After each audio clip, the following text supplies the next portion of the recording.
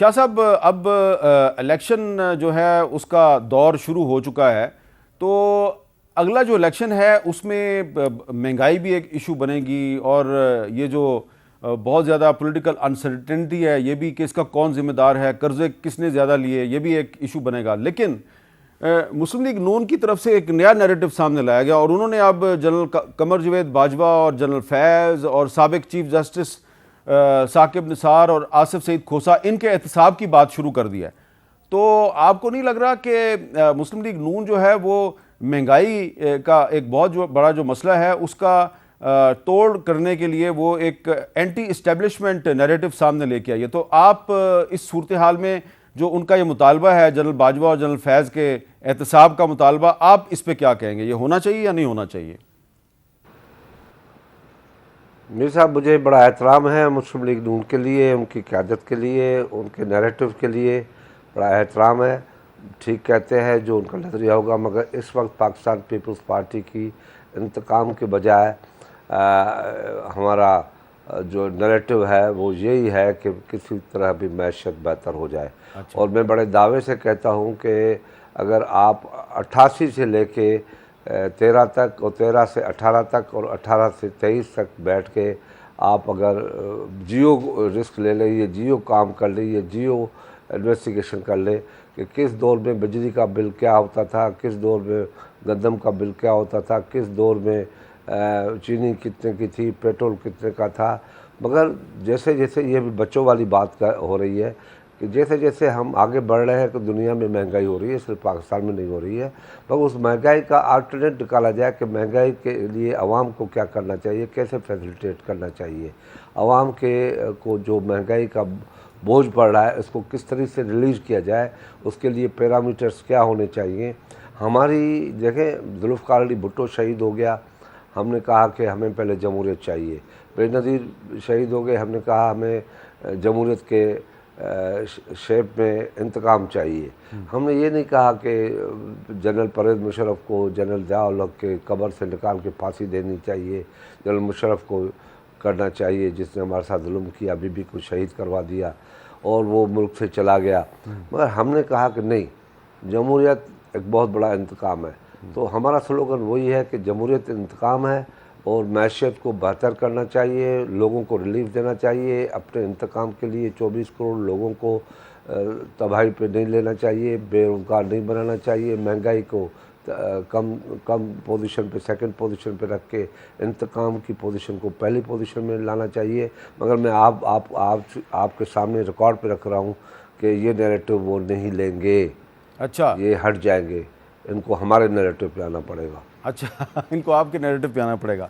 अच्छा, एक और भी इशू है, लेकिन ये बज़ाहिर फॉरेन पॉलिसी का इशू है लेकिन पाकिस्तान में बड़ा अहम है।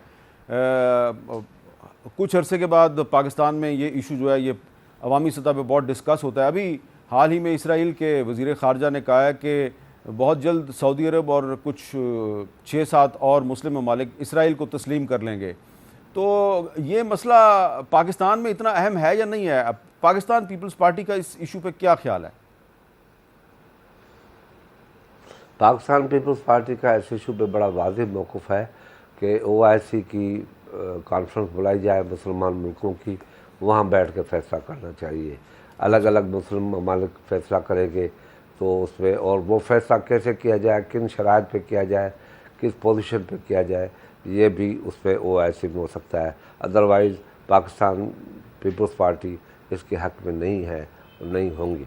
अच्छा, तो आखिर में शाह साहब ये बताएं कि आपको क्या लग रहा है कि अगले 2-3 महीने में पाकिस्तान में कोई स्टेबिलिटी आ जाएगी, महंगाई कम हो जाएगी और वो तमाम पार्टियां जो कुछ अरसा पहले तक शहबाज शरीफ साहब की हुकूमत में हिस्सा थीं, क्या आप अवाम में जाके वोट मांगने के काबिल हो सकेंगे?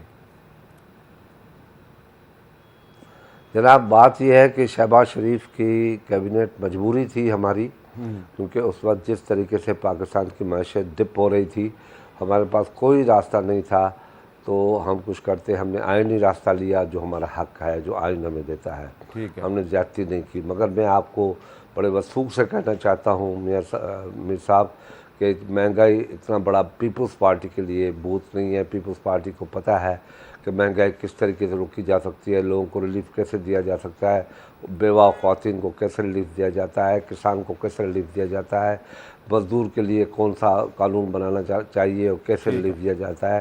पीपल्स पार्टी को ये सारे टूल्स का पता है और पीपल्स पार्टी 2 महीने क्या 1 साल के अंदर महंगाई पे कंट्रोल कर सकती है। हमारे पास सारे सिस्टम मौजूद है और हमने 2008 से 13 तक ये साबित करके दिखाया कि जो कहा वो हमने पूरा किया। आज आपके प्रोग्राम में भी कहता हूँ कि हमारे दौर में जो कमिटमेंट पाकिस्तान पीपल्स पार्टी ने पब्लिक से की थी वो पूरी की नहीं की। ऐसा भी आप सोच सकते हैं कि सूबा जो था रियासत, हमने उसके लिए भी कोशिश की, उसके लिए भी बड़ी दौड़ दाग की, मगर अनफॉर्चुनेट हमारे पास वोट मौजूद नहीं थे। वो वायदा हम पूरा नहीं कर सके because of the electoral roll की कमी थी। और सूबे के अंदर उस साउथ पंजाब के अंदर जो मेंबर थे जिन लोगों ने कमिट किया था, एंड टाइम पे वो भी भाग गए, वो भी उन लोगों ने भी सपोर्ट नहीं किया। तो इस सवाए इसके बाकी जितनी कमिटमेंट थी महंगाई से लेके, गुर्बत से लेके, बेरोज़गारी से लेके, हमने वो पूरी की। और इंशाल्लाह वक्त आएगा पीपल्स पार्टी फिर एक मरतबा दिखाएगी। 55 साल से पीपल्स पार्टी इस वजह से ज़िंदा है कि हम अवाम में रहे, अवामी मसाइल को हल किया है। बहुत बहुत यही शुक्रिया। हमारी